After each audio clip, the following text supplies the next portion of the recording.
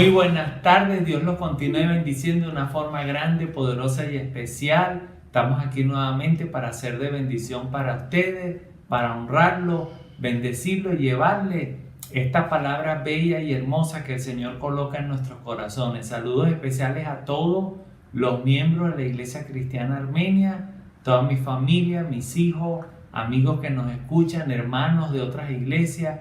Que Dios los continúe bendiciendo de una forma grande, poderosa y especial. Gloria a Dios. Estamos contentos y felices. ¿Qué dice la pastora Bella? ¡Felices! Estamos felices porque estamos viviendo los mejores tiempos. Amén. Lo estamos viendo en carne propia en los últimos tiempos. Ok. Para entender este mensaje, el título se llama Mensaje a los fieles. Vamos a hablar esta semana de las 7 iglesias de Apocalipsis. Hoy vamos a hablar de la iglesia Filadelfia, que es la iglesia fiel. Puedes leer Apocalipsis capítulo 3, verso 7. Escribe al ángel de la iglesia en Filadelfia. Esto dice el santo, el verdadero, el que tiene la llave de David, el que abre y ninguno cierra, y cierra y ninguno abre. Ok.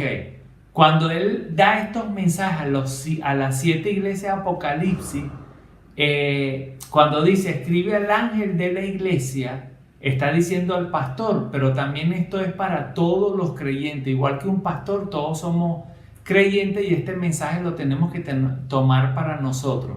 Lo más tremendo, lo más asombroso, que estas 7 iglesias eran las primeras iglesias del primer siglo. O sea, eran las iglesias que tenían, después de la muerte de Cristo, 40, 50, 60 años. Entonces, fíjense que esas iglesias que nosotros decimos las primitivas o la iglesia joven, cómo tenían fallas, cómo se estaban desviando y otras se mantenían fiel. Y una de estas que vamos a hablar ahora es una de las que se mantuvieron fiel o que el pastor llevó la doctrina correctamente. Entonces, esto nos da un mensaje claro de prudencia y de abrir nuestros ojos, que lo que Jesús le dijo a las iglesias es lo que nosotros tenemos que poner en práctica. Fíjense que a Filadelfia, si usted lee las otras iglesias, que las vamos a explicar luego en las otras enseñanzas, es la única iglesia que el Señor anima y felicita. En cambio, a las demás iglesias igual los felicitaba, pero siempre le decía, tienes que corregir esto y lo otro. Entonces, vamos a ver ahora cuál era el secreto de esta iglesia o de este pastor o de estos creyentes, que el Señor los felicitó y le dio unas promesas que para mí son muy sorprendentes. Vuelve a leer el versículo 7. Escribe al ángel de la iglesia en Filadelfia. Esto dice el santo, el verdadero, el que tiene la llave de David, el que abre y ninguno cierra, y cierra y ninguno abre. Fíjense, lo primero que tenemos que darnos cuenta es que dice, el que tiene la llave de David. Entonces, esto quiere decir que el Señor es el que abre y cierra. Esto quiere decir que no es tu talento, no es tu astucia humana, no es tu capacidad. El que abre y cierra, el que quita y pone es Dios. El que nos llama es Dios, no somos nosotros mismos.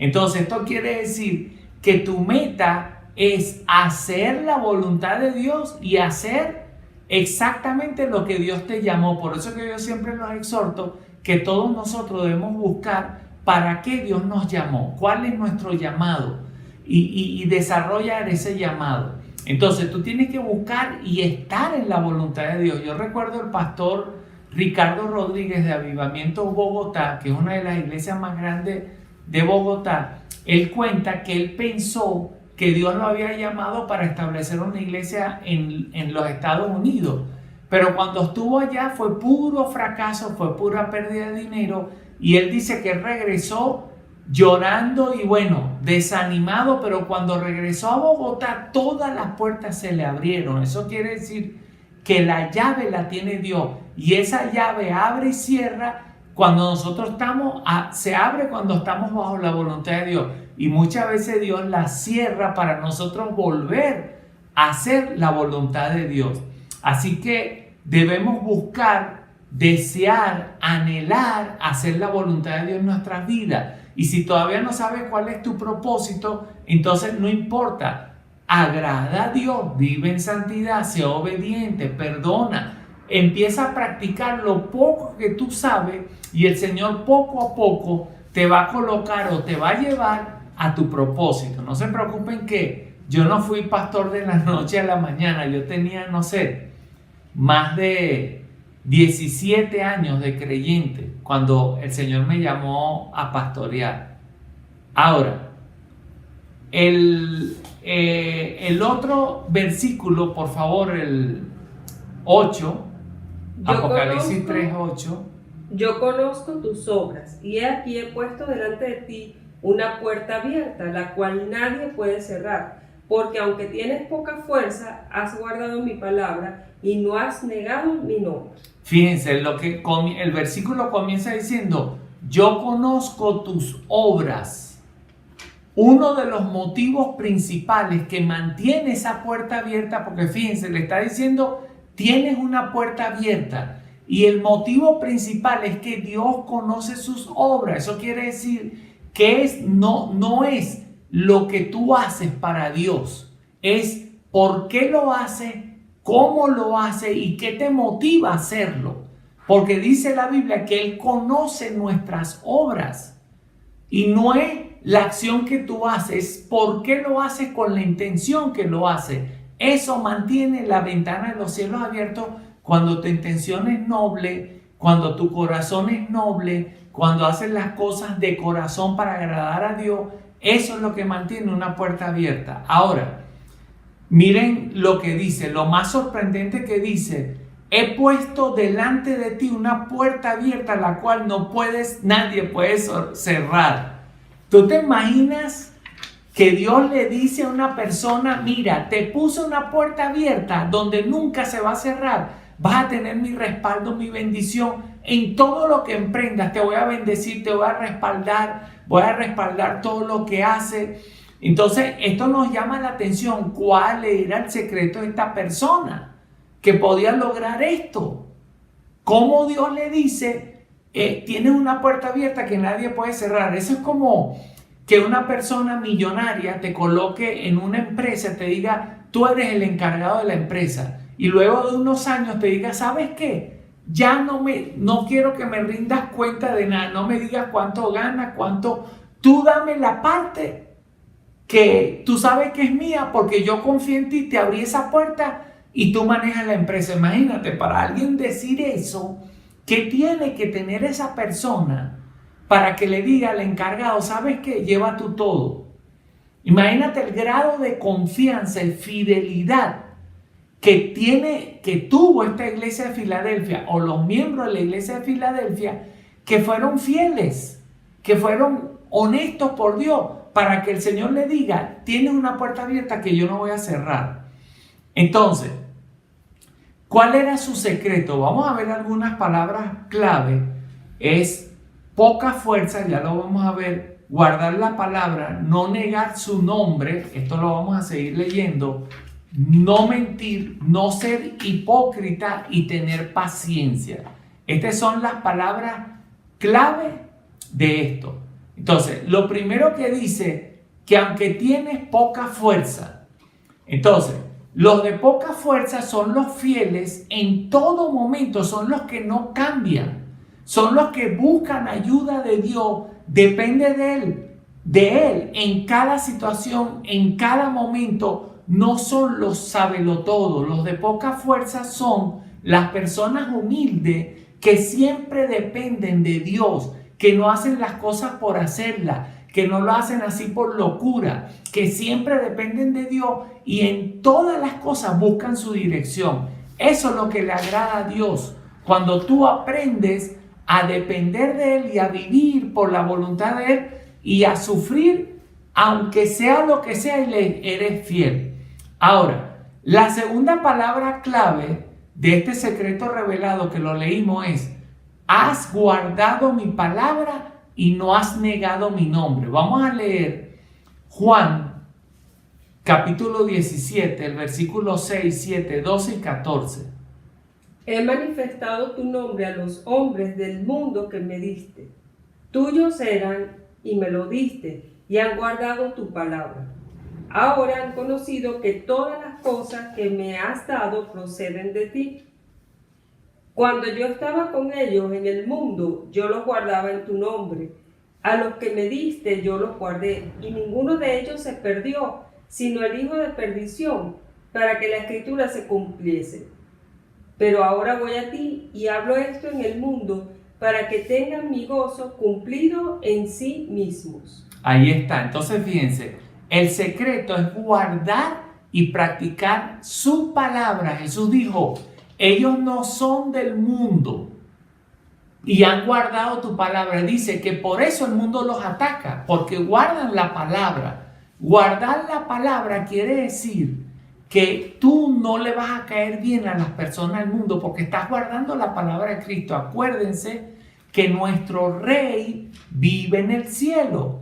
El reino de los cielos viene y se va a establecer en la tierra a través de sus hijos fieles. Quiere decir que tenemos que guardar la palabra, y cuando guardamos la palabra, al mundo no le gusta que nosotros guardamos la palabra. Por eso que este nuevo orden mundial va a comenzar a atacar a los cristianos, porque para ellos establecer todo este plan que ellos tienen, necesitan sacar a los cristianos, hablar más de los cristianos y sacar a un lado a los cristianos, porque los cristianos vivimos según las órdenes de Dios. Entonces, guardar la palabra en todo tiempo es todo tiempo, en todo lugar. Rechazar lo que Dios rechaza, hacer lo que a Dios le agrada. Ahora, ¿cómo hago para guardar su palabra? Le voy a dar un consejo. Para tú guardar su palabra, tú tienes que aprender a ser amigo de Dios. Escucha lo que te estoy diciendo. Tu meta no es ser creyente. Tu meta ahora que eres creyente es ser amigo de Dios. ¿Por qué tienes que ser amigo de Dios? Fíjense, Dios desde el Génesis anda buscando amigos. Creó a Adán y Eva para ser su amigo, lo traicionaron. Luego toda la historia, cuando lo lee, todos los traicionaron. Vino Moisés, hizo la ley, pero la ley no hacía que las personas se hicieran amigos íntimos de Dios, porque las personas se sentían culpables. La ley, tú tenías que hacer cosas para ser aceptado. En cambio, Cristo, el sacrificio de Cristo fue el único que nos ayudó a ser amigos de Dios. Ahora, los amigos de Dios tienen algunas características. Yo te voy a enseñar cómo tú puedes llegar a ser amigo de Dios.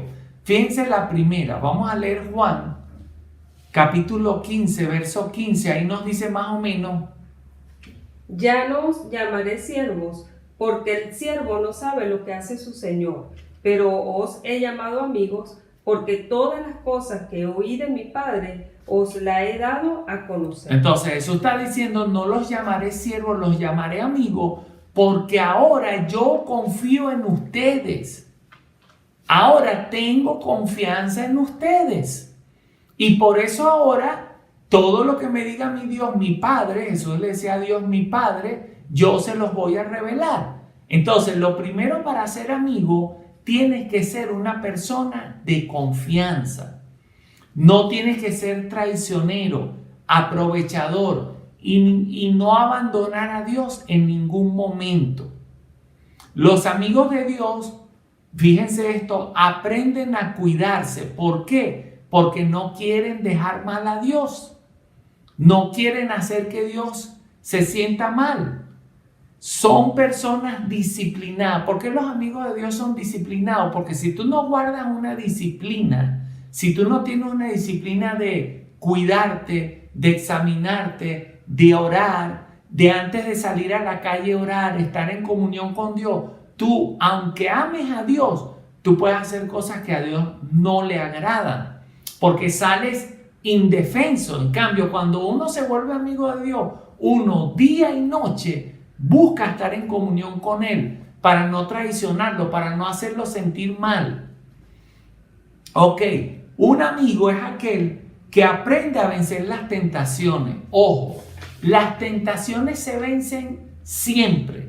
Las tentaciones no están para que tú caigas y le pidas perdón. Caigas y le pidas perdón. Los amigos vencen las tentaciones. Ojo, aunque las tentaciones siempre vienen, los amigos de Dios las rechazan, las anulan.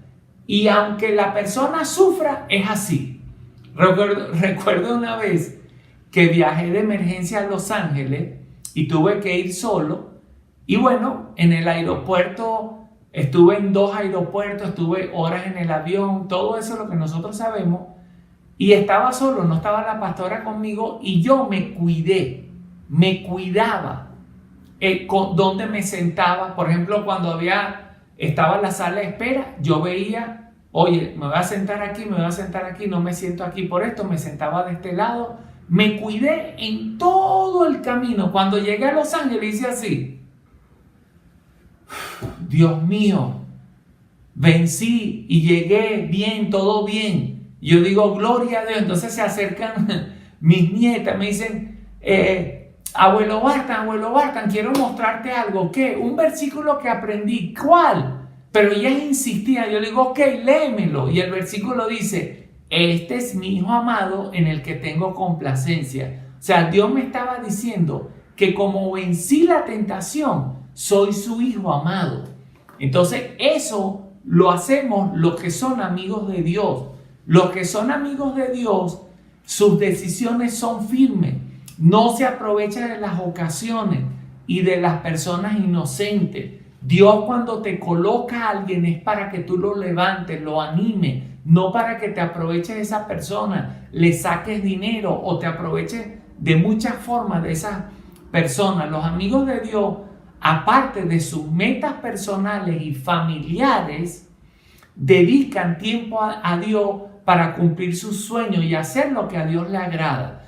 Porque, miren, si yo soy amigo de Dios y Dios es mi amigo, así como yo cumplo los sueños de Dios, lógico que Dios va a cumplir tus sueños. Dios te va a ayudar con tu familia, con tu trabajo, con tu bienestar. Porque entonces Él no fuera amigo de nosotros.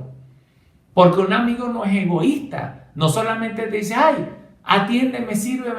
Y entonces cuando tú le pides un favor, no te hace un favor. No. Jesús también, cuando tú haces las cosas que le agradan, Él también te va a ayudar en tus metas financieras, familiares, espirituales, en toda tu vida personal. Dios es un Dios que se complace, se alegra, la alegría total, el gozo total cuando te sirve y te honra, te bendice, cuando tú ves la mano de Dios. Ahora, la otra palabra clave es la fidelidad. Dios es fiel y Él quiere que nosotros seamos fiel también. Des en cuenta que Dios en todo es fiel. Tú no tienes que llamar a Dios por teléfono y decirle, mira que el sol salga a las 6 de la mañana. O sea, Él es fiel en todas las cosas y en nuestra vida. Ahora, esa persona fue fiel, la que está hablando aquí, y tenía poca fuerza. Lo que tenemos que aprender bien, pero bien que nos quede grabado, es que Dios nos prueba en cosas pequeñas. Tú tienes que entender que en tu vida espiritual Dios te va a probar en las cosas que para ti son pequeñas e insignificantes, para Dios son muy importantes. ¿Sabes por qué? Porque Dios es tan bueno, tan generoso, que Él quiere que tú superes las pruebas, pero para Él darte mucha mayor bendición. Yo recuerdo el testimonio de una persona que vivía en un lugar en Guarena, y esa persona prácticamente vivía en un rancho. Un rancho. O sea, era una casa de tabla. Y esa persona le estaba orando a Dios por tener su casa, que tenía el terreno al frente. Pudo hacer algunas columnas, pero se quedaron las columnas así en el aire, no pudo continuar. Entonces esta persona, Dios lo probó. En una ocasión el pastor le dijo, en Guarena, le dijo, mire, yo te voy a dejar la iglesia, recoge las ofrendas, X todo. Entonces la persona recoge la ofrenda y de repente ve dólares en la ofrenda. y la persona dice, wow, yo quiero construir mi casa, yo quiero hacer esto, yo quiero hacer lo otro, X, él rechaza eso, esa tentación financiera y dice, no, yo tengo que ser fiel. Dios lo prueba y luego que él rechaza, 3 días después, él recibe una llamada de una persona que dice, mira, tengo 3 días inquietándome porque el Señor me dijo que te diera esto y le dio los dólares exactamente que él evitó tomar. Entonces, Dios te va a probar, pero Él quiere que tú saques 20, porque Él quiere llevarte a otro nivel. Por eso que tienes que estar consciente que las pruebas, que todo lo ve Dios. Todo Dios lo ve. Yo tengo muchos testimonios de cómo Dios prueba y cómo Dios me ha recompensado y también cómo me ha jalado las orejas cuando no pasa una prueba. Porque el deseo de Él es que nosotros podamos crecer para el poder recompensarnos. La Biblia dice, el que es fiel en lo poco, en lo mucho Dios lo pondrá. Ahora, por eso que Dios dice, te he puesto delante de ti una puerta abierta que nadie puede cerrar. ¿Por qué Dios le dice a una persona una puerta abierta que nadie puede cerrar? ¿Por qué Dios le dice a una persona, tú eres mi amigo? Porque esa persona es fiel con el dinero, fiel rechazando las tentaciones, fiel no aprovechándose de las personas y fiel cumpliendo la palabra de Dios. Cumplir la palabra de Dios significa amar a tu esposo o a tu esposa, amar a tus hijos, amar a tu familia, amar a la iglesia, amar a tu prójimo. Entonces, en esas personas Dios les dice, ¿sabes qué? Te abro las puertas totalmente porque ya confío en ti. Y lo otro también, que la fidelidad también significa confiabilidad. Si yo te preguntara hoy, mira, te voy a hacer unas preguntas. Si yo te dijera hoy, dime por qué Dios puede confiar en ti. Piensa y di, ¿por qué Dios puede confiar en ti? Ahora, te voy a hacer otra pregunta. Ahora, ¿por qué Dios no puede confiar en ti? Ponte a pensar en esas dos preguntas. ¿Qué haces que Él pueda confiar en ti? ¿Y qué haces que Él no pueda confiar en ti? Ahora, yo puedo responder una. Yo sé que hay una que Él no confía en mí todavía. Y ese es algo que yo estoy procesando. Yo sí sé que Dios me está pidiendo que todavía Él no confía en mí. ¿En qué no confía Él en mí? En mis emociones. Dios siempre me dice, no responda, no opine, no des dinero de una sola vez. Piénsalo antes. En eso Dios todavía me está procesando porque todavía soy emocional. Entonces en eso yo tengo que desarrollarlo para que Dios confíe en mí y Él sepa que Él me puede decir algo o puede poner una persona delante de mí o puede venir un diablo disfrazado de ángel o puede venir una persona con mala intención y ya Dios sabe que no me voy a comprometer, que no voy a hablar, que no voy a decir cosas porque Él sabe que ya estoy controlando esas reacciones. Entonces deberíamos pensar eso. Dime por qué Dios puede confiar en ti. Y dime por qué Dios no puede confiar en ti. Porque a la iglesia o a los creyentes o al pastor de la iglesia Filadelfia que acabamos de leer, él dijo, te he abierto una puerta que nadie puede cerrar. Quiere decir que ya él confía en esa persona. Entonces, ahora el versículo 9 de Apocalipsis 3:9. He aquí yo entrego de la sinagoga de Satanás a los que se dicen ser judíos y no lo son, sino que mienten. He aquí yo haré que vengan y se postren a tus pies y reconozcan que yo te he amado. Ok, fíjense, ahí está hablando de dos cosas, mentira e hipocresía.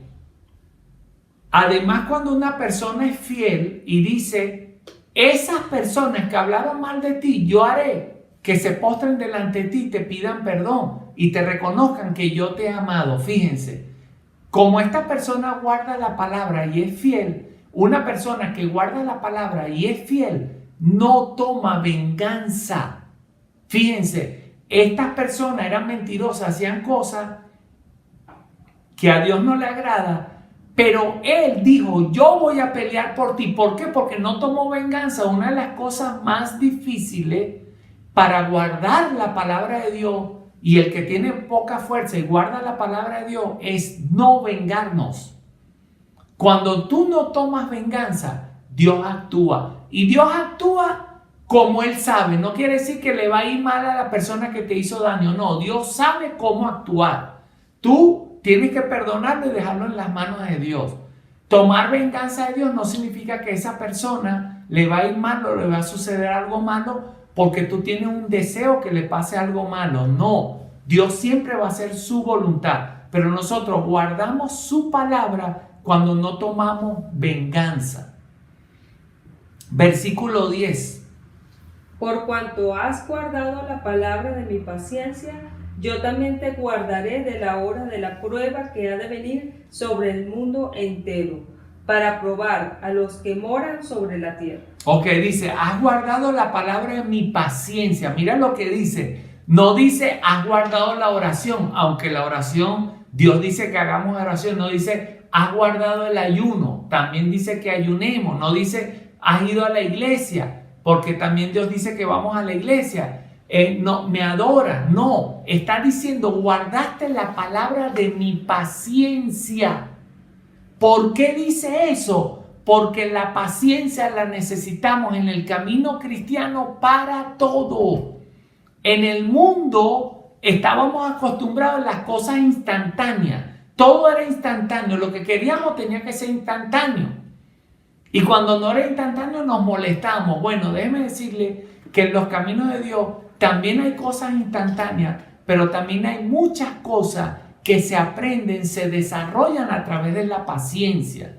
Y la aprendemos a través de la paciencia.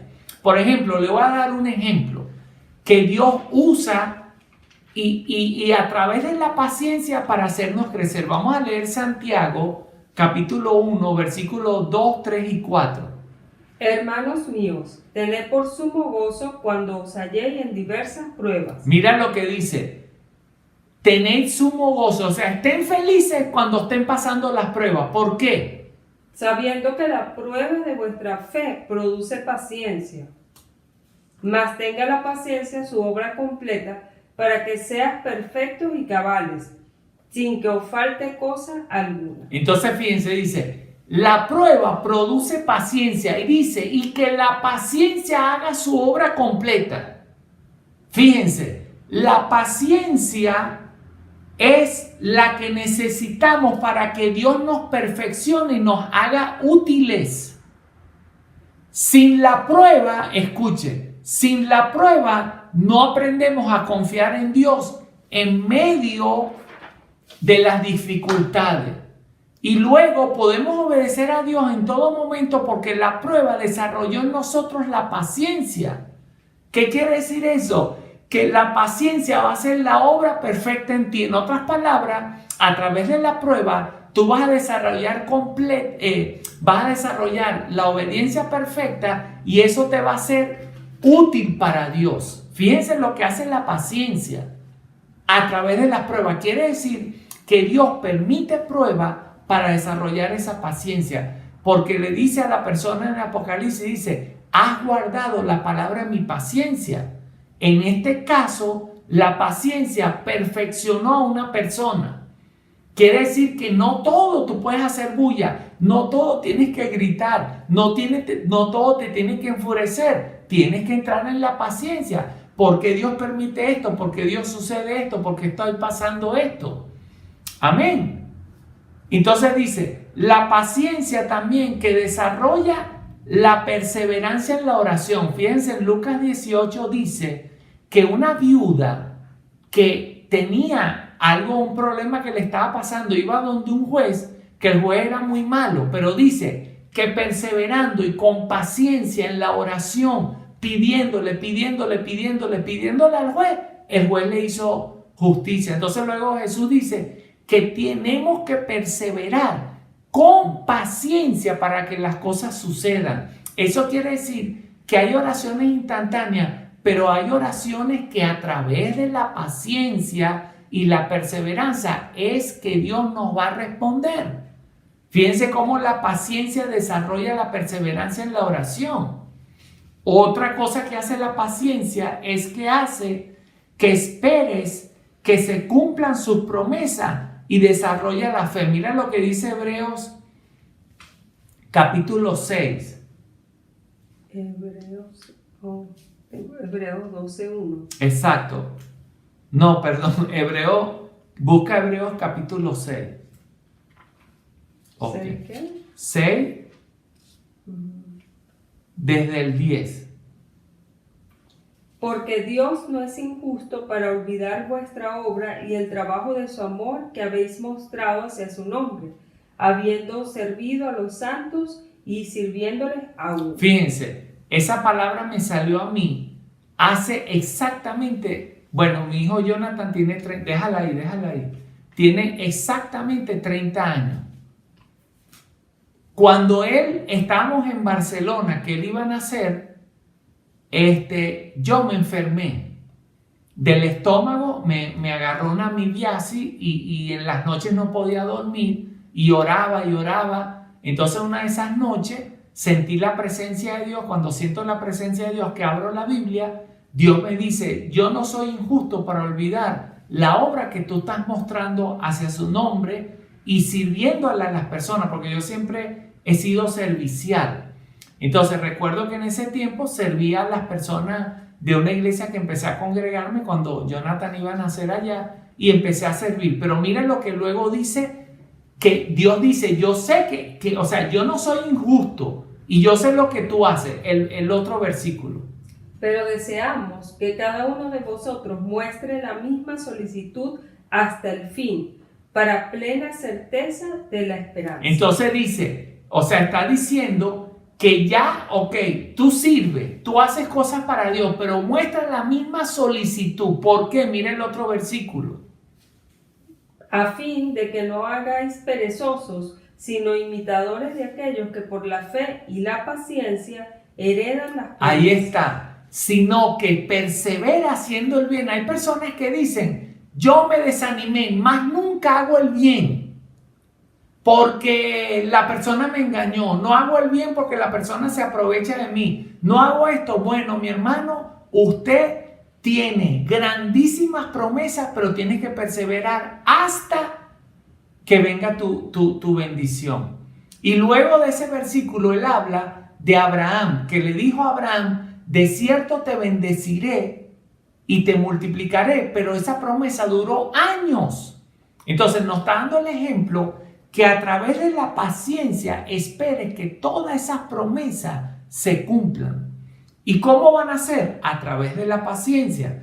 También, además de esto, la paciencia hace que lo secreto, lo íntimo de Dios, lo que tú haces en secreto, ayuno, oración y dar ayuda, dar limosna, venga en una recompensa. Dios te recompense por eso. Eso lo hace la paciencia. Alcanzas tu libertad y tu bendición. Esta recompensa no es la que llega más rápido. Fíjense, vamos a leer ahora Hebreos 12:1. Por tanto, nosotros también, teniendo en derredor nuestro tan grande nube de testigos, despojémonos de todo peso y del pecado que nos asedia y corramos con paciencia la carrera que tenemos por delante. Fíjense, ninguna carrera en la tierra, cuando tú vas a competir, nadie te dice: no, anda con paciencia. Te dicen: anda rápido para que gane, agarre el primer lugar. Bueno, déjeme decirle que en el camino de Dios no es correr rápido. Si usted va rápido, se va a estrellar.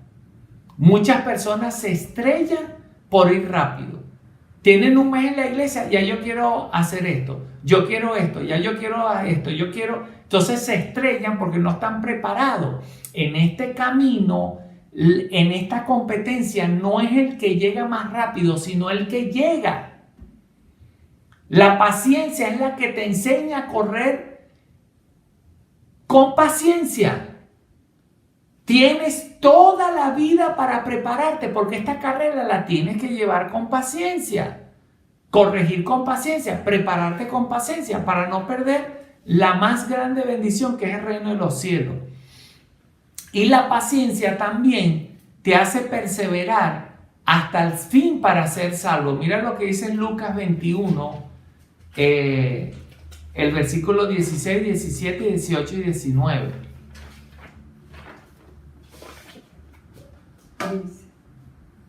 Lucas 21. Exacto. 16.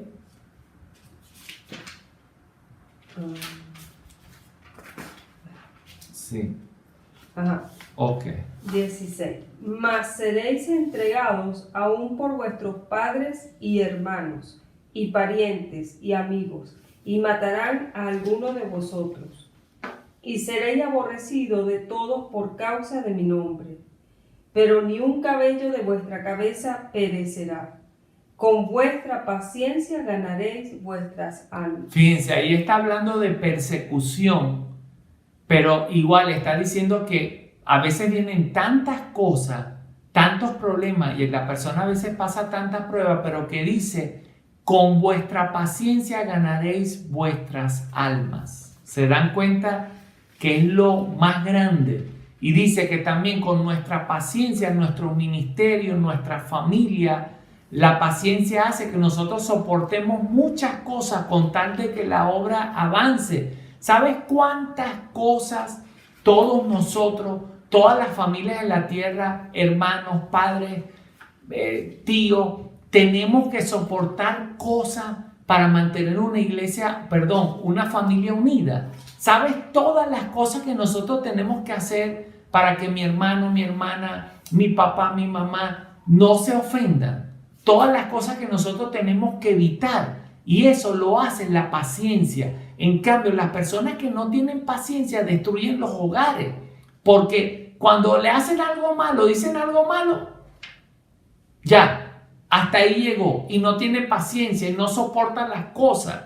¿Sabes cuántas cosas yo he tenido que soportar en la iglesia para poder avanzar, para poder perdonar, para poder esperar que una persona sea transformada, para que una persona crezca espiritualmente, para que una persona madure? Todo eso lo hace la paciencia.